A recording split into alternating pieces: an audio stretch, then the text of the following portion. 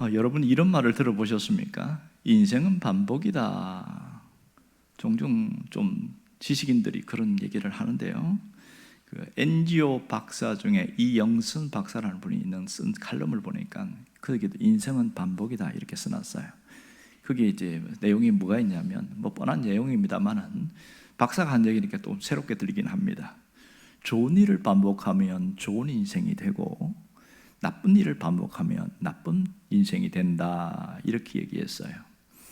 그러니까 사람이 반복하는 일이 습관이 되어지는데 그것을 통해서 자기 인생이 만들어진다 그런 뜻이지요.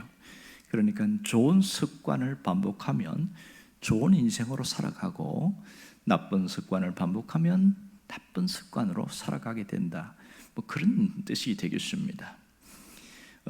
오래전에 쇼펜하우어라는 사람도 함께 했는데 실존주의 철학자 중에 키에르케고르라는 사람이 있습니다. 이 사람은 굉장히 일반 사람에게도 익숙해요. 왜냐하면 절망은 죽음에 이르는 병이다 그 한마디가 이 사람을 유명하게 만들었습니다. 이분이 쓴 책 중에 반복이라는 책이 있어요. 단편인데 아주 짧습니다. 키에르케고르는 실존주의의 쇼펜하우어라든지 니체라든지 이 세 사람이 실존주의 철학자의 선구자인데 철학을 하는 사람들은 굉장히 그 사람들을 대단하게 생각하죠. 근데 이 반복이라는 책에서 하는 얘기가 뭐냐면 인생은 반복에서 시작해서 반복으로 끝난다 그 얘기를 하는 거예요. 얘기 들어보면 우리가 초등학생 일기쓴 내용이나 비슷해요. 아침에 일어나서 세수하고 밥 먹고 활동하고 그리고 사람도 만나고 또 저녁에 와서 잠깐 책을 보든지 TV를 보든지 그리고 잔다 이런 얘기들 일상 얘기를 써놨어요. 철학자가 써놓은 거니까 유명해져서 그렇지 별다른 얘기가 없습니다. 분명한 것은 거기서 강조하는 건 뭐냐면 반복의 삶이 연속되면서 인생이 하나로 막 엮어진 진짜 일생이 되더라 그 얘기를 하는 겁니다. 자, 쇼펜하우어라든지 어떤 키에르케고르라든지 이런 사람들처럼 만일 인생의 반복이라면 신앙생활은 어떤가? 어떤 면에서 신앙생활도 반복의 연속입니다. 생각해 보세요. 지난 주일날 오전 11시 와서 예배 드렸어요. 그리고 점심도 먹고 오후 예배 드린 분도 있고 그냥 간 분도 있고 오후 예배 드리는 분은 항상 반복해 드리고 또 그냥 가는 분은 항상 반복해서 가고 이게 항상 반복이 됩니다. 자, 그러면 지난주만 그런 게 아니라 1년 전에도 여기 계신 분들은 똑같이 예배를 드렸어요. 무슨 의미가 있겠는가 이런 생각이 들게 하죠. 반복되어져서 나가는데 차이점 뭐냐면 무의미한 반복이 있고 유의미한 반복이 있다 이런 점이 차이가 있는 것이죠. 자, 오늘 성경에 나오는 이 두 종류의 사람이 나오는데 한 종류는 무의미한 삶의 반복이 되어진 사람의 모습을 보여주고 있고 또 하는 사람은 유의미한 삶의 반복을 보여주고 있습니다. 누가 무의미한 반복의 삶을 살았을까? 그것은 오늘 나오는 종교 지도자들이었습니다. 대제사장, 서기관, 바리새인, 사두개인으로 이어진 이 종교 지도자들 그들이 모아서 최고의 사법기관, 재판 의결 기구가 뭐냐면 사내드린 공회입니다. 거기는 72명의 사람들 모이는데 우리 식으로 하면 국회의원이죠. 입법, 사법, 행정권을 갖고 있는 막강한 권력기구입니다. 그들은 사형을 집행할 수는 없지만 사형을 언도할 수는 있습니다. 예수님도 사형 판결을 받고 집행은 로마의 총독인 빌라도가 했잖아요. 자, 이들이 왜 모였냐? 지금 예수님이 부활하시고 없으신 이후에 이 사도들이 나가서 복음을 전하는데 놀라운 일들이 일어나기 시작하는 거예요. 예루살렘에 가면 솔로몬 행각이라고 있어요. 탁 트여 있고 기둥만 4개 있는 그것이 연설장이기도 하고 사람들이 모여서 여러 가지 일도 하는데 여기 사도들이 복음을 전하는데 예수에 대한 복음을 전하는데 거기서 희한한 기적들이 일어나는 거예요. 병자들이 왔는데 다 낫는 겁니다. 놀라운 일이지요. 이런 일이 있으니까 모든 이목이 이 사도들에게 집중되기 시작했습니다. 그랬을 때에 평소에는 자신들이 존경과 인기를 먹고 살았던 이 종교 지도자들이 시기심이 불타기 시작했습니다. 오늘 17절에 나오는 것처럼 뭐라고 합니까? 그들이 마음에 시기가 가득하여 그랬어요. 시기가 가득해서. 사람이 시기심이 일어나면 하지 말아야 할 일을 하는 거 아시지요? 그래서 어떻게 했냐? 저들이 권력에 힘이 있으니까 잡아라! 그렇게 해서 감옥에 가두었습니다. 이것은 사설 감옥이 아닌 국가 권력기관에 관장하는 감옥이었습니다. 그 감옥에 가두었는데 문제는 그 다음 일이었습니다. 감옥에 가두었는데 성경에 보면 뭐가 나옵니까? 19절에 보면 주의 사자가 그들을 쏙 빼서 밖으로 드러냅니다. 분명히 철창이 가두어져 있어요. 그리고 옆에 있는 그 간수들이나 지키는 사람들이 그대로 있습니다. 그런데 희한한 일은 이게 순간 이동인지 아니면 옥문을 열고 나갔다가 다시 잠그게 했는지 그에 대해서는 언급이 없습니다만은 분명한 것은 아무도 눈치채지 못했다는 거예요. 그래서 주의 사자가 이 사도들을 빼서 밖에 내놨습니다. 그 왜 보냈냐? 너희들이 하던 일들을 다시 해라. 그래서 그 다음 아침날 뭐 한 줄 아세요? 다시 솔로몬 행각 가가지고 어제 하던 일을 반복하는 거예요. 희한한 일이죠. 이것을 모르는 이 대제사장 무리들이 그 의결 기구에서 낮에 이제 다시 재판 기구를 열은 거예요. 자네들은 법정을 열어놓고 재판하기 위해서 야 끌고 와라. 가봤더니 없는 거예요. 문도 잠겨 있지요. 야 어디 갔냐? 모르겠는데요. 지키고 있는데 모른다는 게 말이 되냐? 분명히 저희들이 여기서 꼼짝하지 않고 지키고 있었습니다. 아무도 나간 사람이 없습니다. 이러는 거예요. 그랬더니 소동이 일어난 거죠. 난리가 났지요. 찾아봐라. 이거 어떻게 된 거냐? 이제 잘못하면 간수들 다 죽게 생겨버렸습니다. 그래서 막 찾아다녔더니 누군가가 이야기하는 거예요. 감옥에 갇힌 그들이 지금 저 아침에 솔로몬 행각에서 설교하고 있는데요. 연설하고 있는데요. 이런 얘기가 된 거예요. 그래? 당장 잡아라. 그랬을 때 오늘 여기에 보면 누가 가냐면 그 제사장에 속했던 사람이 간다고 했죠. 여기 보면 누가 갑니까? 경비대장이 갑니다. 오늘 성경에는 그렇게 안 나와 있는데 밑에 각주에 나옵니다만은 21절을 보세요. 대제사장과 그와 함께 있던 사람들이 와서 공회와 이스라엘 족속의 울러들을 모아놓고 뭐하고 있어요? 사람들을 오게 보내서 사도를 잡아오라고 명하고 있지요. 그리고 나서 26절 보세요. 성전 맡은 자가 부하들과 같이 가서 잡아왔으나 이랬습니다. 자 보세요. 여기서 성전 맡은 자가 누구냐? 밑에 그 난해주에 보면 번호가 표시되어 있죠. 경비대장 이렇게 써놓습니다. 당시에 성전 맡은 자는 단순한 맡은 자는 경비대장이라는 거예요.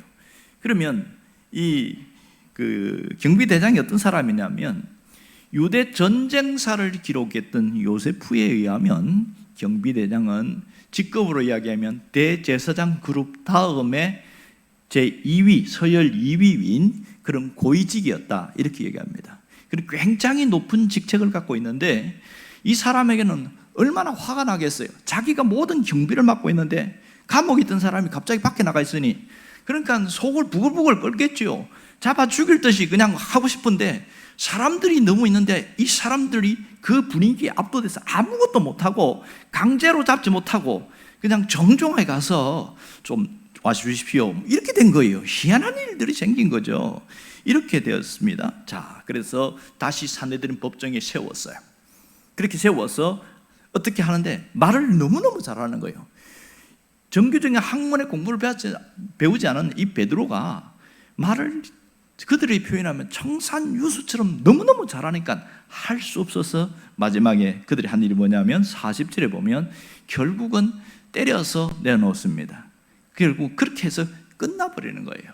자, 오늘 여기서 볼 것은 그냥 이 사건만 보면 뭐 그런가 보다 하지만 오늘 우리가 주목할 것은 이 사건이 여기에서만 아니고 이전에 4장에서도 똑같이 반복되었다는 사실입니다. 나중에 가면 사도행전 12장에 베드로가 세 번째 투옥 사건이 일어납니다. 그런데 매번 똑같아요. 똑같이 반복되고 있습니다. 여기서 우리가 주목할 것은 반복입니다. 그들의 삶의 반복이 똑같습니다. 사도들은 복음 전하다가 투옥돼갖고 그리고 그래서 재판받고 그리고 맞고 신문당하고 그 다음에 나오고 그리고 이렇게 이것을 반복하고 있고 이 최고 의결기구를 갔던 산헤드린 공회는 이런 사람들을 잡아가지고 신성 모독으로 잡아서 이제 사형언도 하려는 그런 음모 계획을 가지고 했는데 번번이 실패하고 또 나아주고 이런 일이 반복되어지고 있습니다. 급기야에는 사도행전 12장에 가면은 이제는 사내들인 공회가 아니고 헤롯이 나옵니다.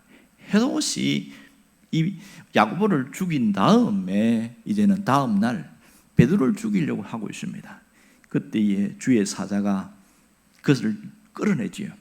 그런 신비한 일들이 일어납니다. 이런 일들은 여기서만 끝나는 것이 아니고 사람은 바뀌는데 똑같은 일이 또 반복되는 게 사도행전 23장에 가면 이제는 베드로가 아니고 바울이었습니다. 바울을 감옥에 잡아뒀다가 똑같이 투옥하고 신문하고 이런 반복하는데, 그런데 변함이 없이 똑같아요.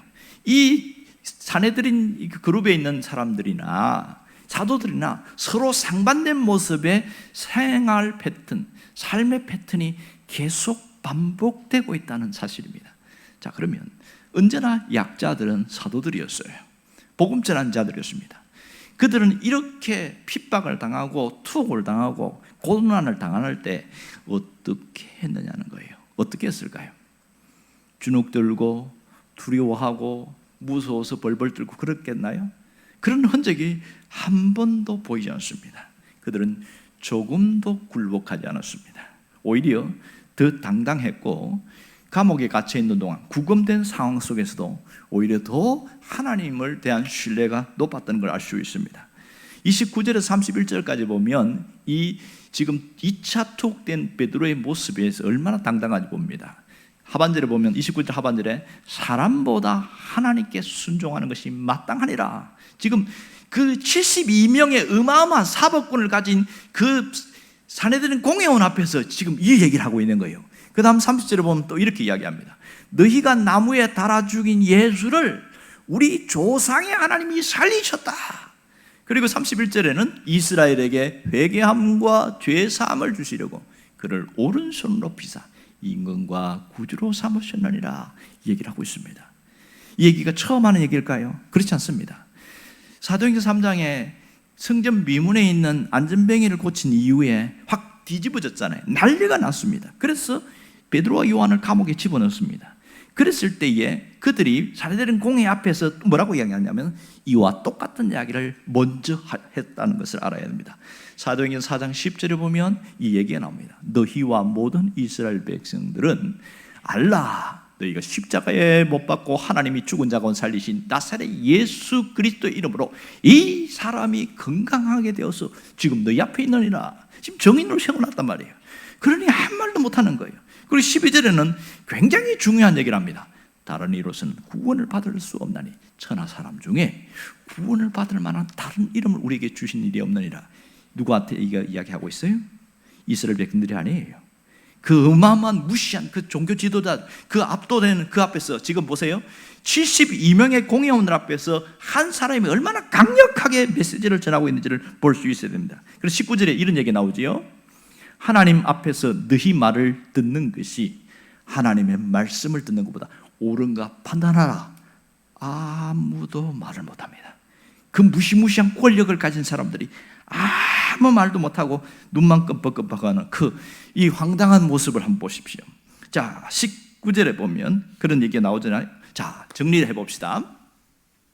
지금 사내들인 공회에 있는 대제사장들, 서기관들, 바리새인들, 그 다음에 사두개인들, 이런 사람들이 권력과 능력을 갖고 있는데 어떤 삶을 살고 있느냐?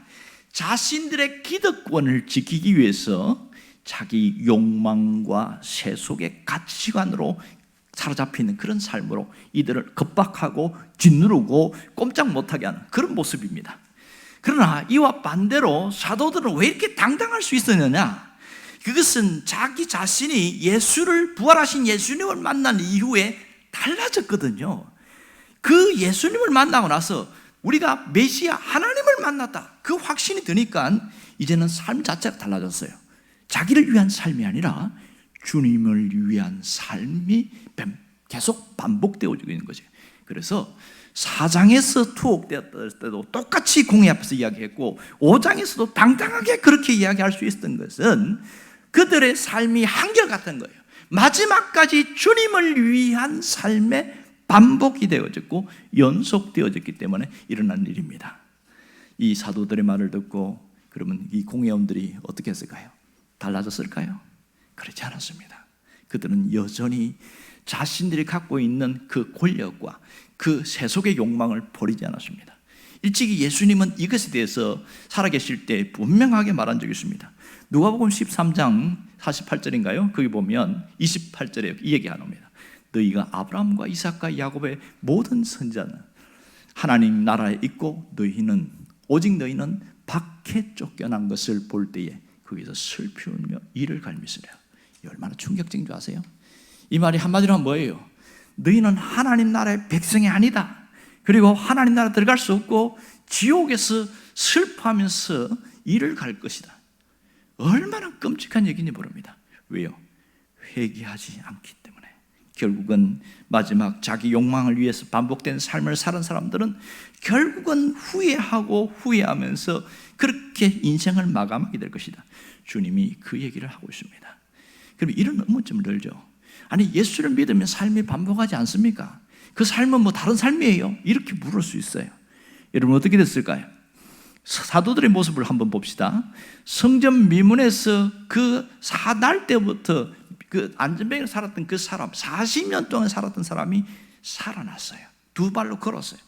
그 사건을 보면서 뭘 봤을까요? 하나님의 역사하심, 예수 그리스도의 이름의 능력을 보았단 말입니다. 그리고 이들이 두 번째 투옥되었을 때에 주의 사자가 그를 콕 집어가지고 밖으로 끄집어냈잖아요. 그러면서 뭘 경험했을까요? 여기서 주님께서 삶 가운데 역사하시는 놀라운 은혜를 몸소 체험하게 된 거예요. 그러니 삶이 달라질 수밖에 없는 거예요. 또 투옥됐네, 끝났네, 이렇게 될 수 있는 상황에서 끄집어내버렸잖아요. 이 신비한 체험을 갖고 있는 그들이기에 달라질 수밖에 없는 것이지요. 자, 오늘 우리에게 주시는 메시지가 뭘까요? 주님께서 우리에게 주신 분명한 메시지가 있습니다. 그것은 주님을 위한 삶이 반복되는 자는 하나님이 은혜 위에 은혜를 더 베풀어 주신다는 사실입니다. 은혜에 대한 신비한 체험은 우리의 삶을 새롭게 합니다. 주님을 위한 삶이 계속되는 사람에게는 새로운 은혜를 부어주셔서 날마다 새롭게 하셔요. 어제인 오늘의 새날이 되어지게 하신다는 것이 놀라운 축복인 것이죠. 이걸 모르는 사람은요, 하루하루의 삶이 지겹고 정말 재미없다고 그래요. 왜 그럴까요? 교회를 다녀요, 예수를 믿어요, 예배 드려요. 그런데 왜 삶이 지겹고 재미가 없을까요? 은혜가 소진됐기 때문에 나타나는 그런 안타까운 일입니다. 이러한 삶을 반복하는 사람은 마지막 종국에 가서 결단코 후회한 인생이 없습니다. 아무도 후회하지 않고 잘 주님 앞에서 내가 최선을 다해서 일하다가 왔다, 그러면서 간다는 사실입니다. 그럼 우리 자신을 봅시다. 여러분 어떻게 살고 있습니까? 예수를 믿은 시간과 시기는 저마다 달라요. 그러나 오늘 같은 공간에서 함께 예배드리고 있어요. 이런 여러분들은 어떠한 삶으로 반복되고 있습니까? 같은 시간이지만 나날의 반복은 서로 다를 수가 있는 겁니다. 옛날에 그런 것 혹시 아시죠? 초등학교 때는, 지금은 그냥 자율적입니다만은 방학 때는 반드시 일기를 써와야 돼요. 무조건 의무적입니다. 5일 중에서 7일 중에서 최소한 6일까지는 일기를 써야 되는데, 아이들이 그렇잖아요. 제일 하기 싫은 게 일기 쓰는데 마지막 방학 개학 한 2, 3일 앞두고 벼락치기 일기를 씁니다. 그러면 똑같아요. 아침에 일어나 세수하고 밥 먹고 이 닦고 그 다음에 놀았다, 그런 저녁에 와서 다시 TV 보고 잤다, 똑같이 쓰는 거예요. 그거 안 하면 야단 맞았고 그 다음에 금수 도장 찍지 않으면 상당한 불이익을 당하니까 어쩔 수 없이 써야 되거든요. 지금 그런 일 없습니다만은. 자, 그런 반복의 삶인데, 그러면 벼락치기 일기 쓰는 사람 아이들만 그랬을까? 우리는 어떻게 살아가요? 어떤 면에서 보면 어른이 됐는데도 여전히 하루의 삶은 그 패턴이 별로 변하지 않습니다. 출근하는 사람들은 늘 그 시간에 아등바등하면서 급하게 나서 출근해가지고 직장에서 사람을 만나고 일을 하고, 그리고 하루를 마감하고 또 집에 돌아옵니다. 피곤에 쩔어가지고 그렇게 휴식하고 잠을 자고, 이 삶이 바뀌지 않습니다. 공부하는 학생은 죽으라고 공부를 하는 거예요. 왜? 미래를 위해서 투자해야 되니까 그렇게 해서 열심히 공부하고 자기 삶의 패턴은 저마다 똑같습니다. 연세가 드시고 할 일이 없는 사람은 그러다 안 바쁜 게 아니에요. 바빠요. 왜냐하면 나이가 80이 된 사람은 세월의 속도가 80km로 달리기 때문에 눈을 끔뻑 떴는데 1년이 지났다 이렇게 이야기해요. 그 하루 삶을 살아보면 똑같아요. 일어나서 하는 패턴은 자기 삶의 패턴 똑같습니다. 일이 있는 사람은 일 때문에 그 시간, 정해진 시간에 움직일 것이고, 그것이 없는 사람은 여유롭게 움직이고, 그러나 생활 패턴 똑같습니다. 자기가 하는 습관대로 살아갑니다. 근데 이 자체가 문제가 아니라 그러한 삶의 내용이 되풀이되는 가운데 진정한 삶의 의미가 있느냐 아니면 무의미한 삶을 살아가고 있느냐, 이 점이 다른 것이지요. 여러분, 다람쥐 쳇바퀴 돌듯이 움직이는 우리의 삶인데, 그러나 삶이 반복된다고 해서 그 질이 똑같은 건 아니에요. 내용이 똑같은 건 아니라는 사실입니다. 여기서 가장 행복한 사람은 어떤 사람인 줄 아세요? 가장 행복한 사람은 이런 삶을 살다가 후회가 없는 삶을 살아가는 사람입니다. 후회가 없는 사람. 근데 이것만큼 어려운 게 없어요.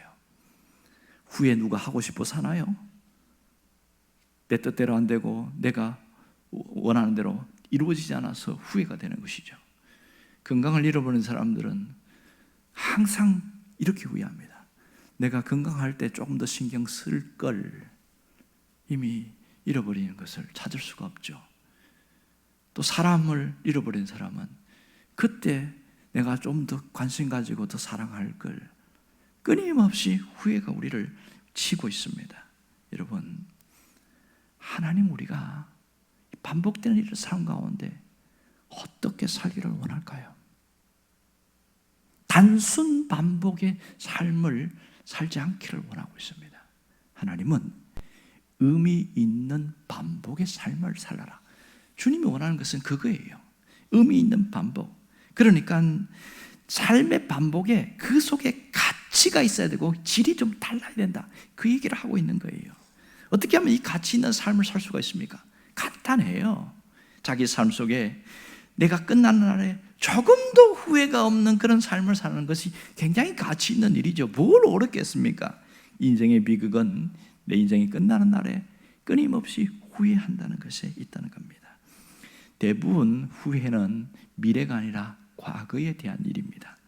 과거에 안 좋았던 일, 과거에 있던 사건들, 그걸 보면서 그때 내가 왜 그 생각을 하고 살았을까? 그때 왜 그 사람을 만났을까? 그때 왜 그 결정을 했을까? 그때 왜 그 사람에게 돈을 주었을까?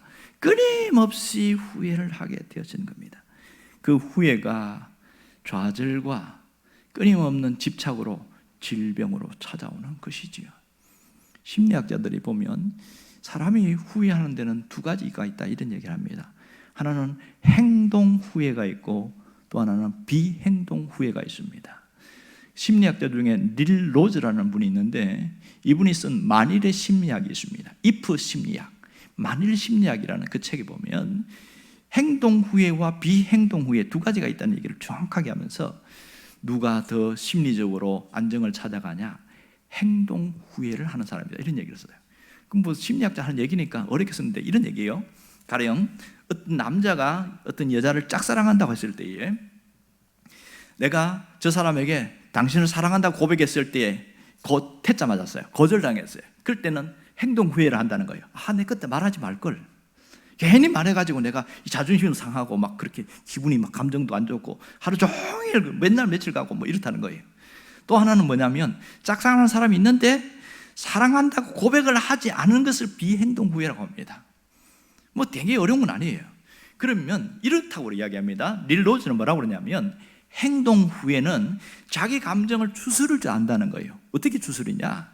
사람이 자기 갖고 있는, 인간마다 방어 기제라는 게 있거든요. 그러니까 체념을 하는 것, 그리고 자기 합리화를 하는 이 방어 기제를 통해서 감정을 누그러뜨리고 해소하는 그런 방안에서 이겨낸다는 거예요. 그런데 비행동을 하는 사람들 있죠. 그런 사람들은 어렵다는 걸 이야기합니다. 비행동 후회는 뭐냐? 하지 않아서 후회하는데 행동이 없으니까 끊임없이 미련과 아쉬움과 집착만 남는다는 거예요. 내가 그걸 했으면 그때 했어야 되는데 그 생각과 감정이 떠나지 않는다는 거예요. 결국은 행동 후회가 훨씬 낫다, 이런 얘기를 합니다. 하지만 우리가 사람이 죽음 앞에서 후회하지 않고 사는 것이 중요합니다. 그러면 여기서 조금도 후회하지 않는 삶을 살려고 하면 어떻게 해야 되느냐? 그것은 주님 중심으로 살아가는 삶의 반복입니다. 그리스도 중심의 삶이 별것 아닌 것처럼 보이죠. 마지막 죽음 앞에서는 이 삶을 살아가는 사람들은요, 결단코 후회하지 않는다는 겁니다. 우리의 삶에 하나님 은혜가 스며들어오고 그 베풀어진 은혜의 삶 때문에 내가 그리스도 중심으로 날마다 살아가게 될 때에 삶에는 발걸음 하나하나가 가치가 있고 의미가 있다는 사실입니다. 왜냐하면 죽음의 순간에도 주님 앞에서 바르게 살려고 애를 썼다, 자신에 대한 긍지가 있기 때문에 하나님 앞에 서는데 미련은 있지만 부끄러움은 없다는 거예요. 이런 이 얼마나 소중한지 모릅니다. 그러면 우리의 삶을 한번 돌아봅시다. 욕망과 죄의 길로 가는 반복인가? 아니면 진리와 생명을 위한 반복의 삶을 살고 있는가? 나는 지금 어떤 삶의 반복이 이어지고 있느냐 하는 겁니다. 여러분, 어떤 사람은 굉장히 인생의 무대가 화려하고 대단하고 뛰어납니다. 그런데 죽어갈 때 보면 아주 초라하고 비참하게 죽는 사람들이 있어요. 반대로 평소의 삶에는 사람들에게 두각을 드러내거나 내세울 만한 것이 없는데 마지막 죽음의 삶을 갈 때 보면 가치 있고 아름답게 살아가는 사람이 있습니다. 왜 이런 차이가 있을까요? 그것은 어떤 관점으로 살았느냐, 내가 무엇을 반복하며 누구를 위해서 어떤 방향으로 반복하고 살았느냐, 그것이 인생을 바꾼다는 사실입니다. 누구나 한 번의 인생을 삽니다. 그래서 일생이라고 합니다. 인생의 무대는 그렇게 길지 않습니다. 나이가 드신 분들은 더 짧을 수밖에 없어요. 그러나 이 가치를 깨닫지 못하는 사람은 자신이 내년에 죽는다는 것을 알아도 여전히 끊임없는 반복을 하고 있습니다. 예배의 가치를 아는 사람들은 주일 예배 시간에 안 졸려고 애를 써요. 그런데 모르는 사람은 에라 모르겠다, 자자, 졸자, 눕자, 그러면 강도같이 무엇이 찾아온다 그랬습니다. 이렇게 말해도 잠만 깨면 할 말 없지요.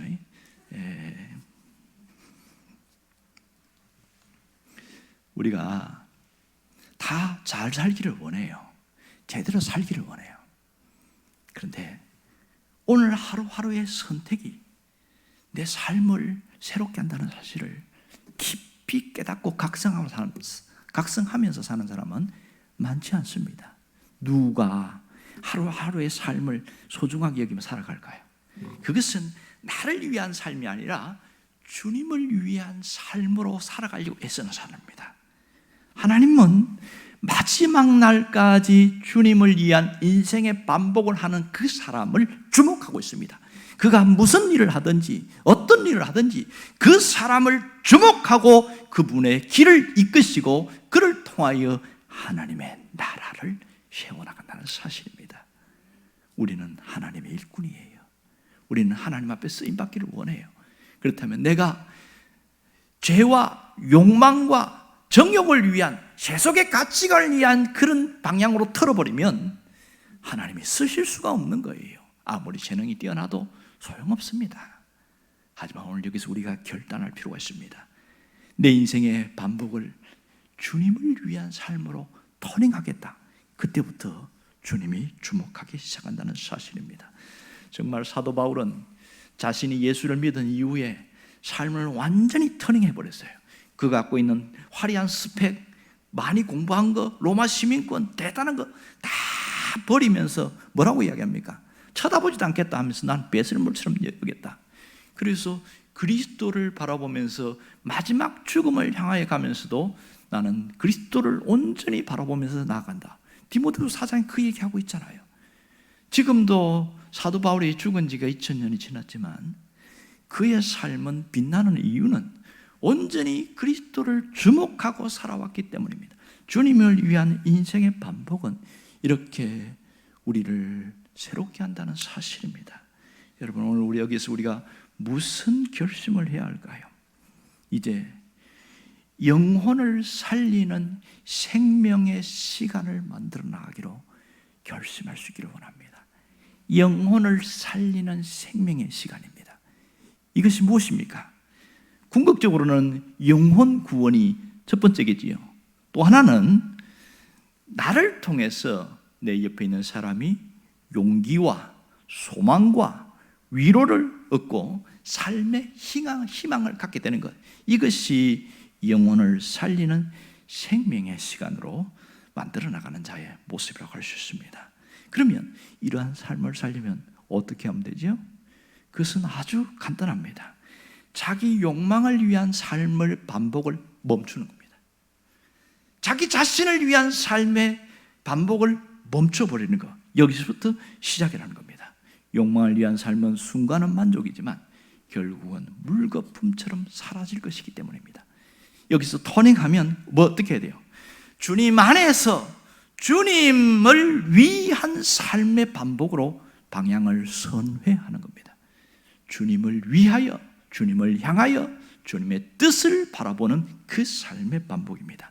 이러한 주님을 위한 삶의 반복은 하나님의 꿈이 나의 꿈이 되고 하나님의 비전이 나의 비전이 됩니다.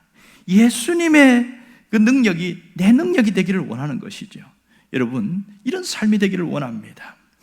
여러분께서 예수님을 닮아가는 자, 우리가 이런 삶을 살 때 나도 주님을 닮게 되어지고 내 속에서 주님의 능력이 흘러나가게 된다는 사실입니다.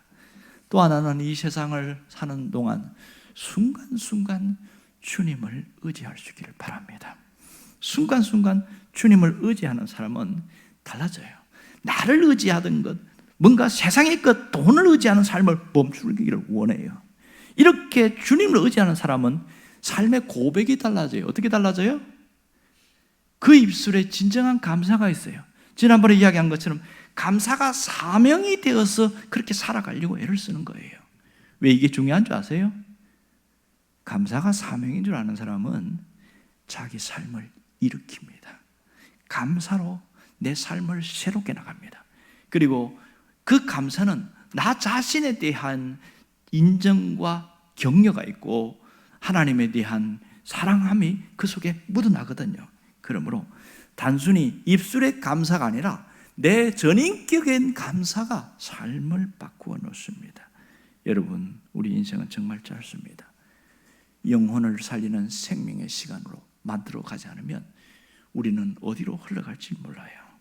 정말 이러한 삶을 살 때 남아있는 시간이 얼마 되지 않는다 할지라도 이런 삶을 사는 사람은 하늘을 날아오르는 독수리처럼 살다가 갈 수 있습니다. 엊그제 보니까 92세에 박사학위 받으신 분 얘기가 잠깐 나오대요.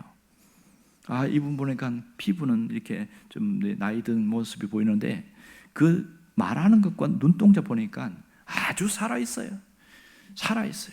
나이가 문제가 아니라 삶의 의미를 찾아서 그 사람은 살아왔기 때문에 삶이 달랐습니다. 그리스도의 삶이 이와 같아야 돼요. 나이의 문제가 아니에요. 문제는 오늘 내가 어느 방향으로 살아가느냐, 누구를 위해 살아가느냐, 무엇을 위하여 살아가느냐, 그것이 내일의 삶을 새롭게 할 것이고 마지막 주님 앞에 갔을 때에 칭찬받는 자로 살아갈 수 있습니다.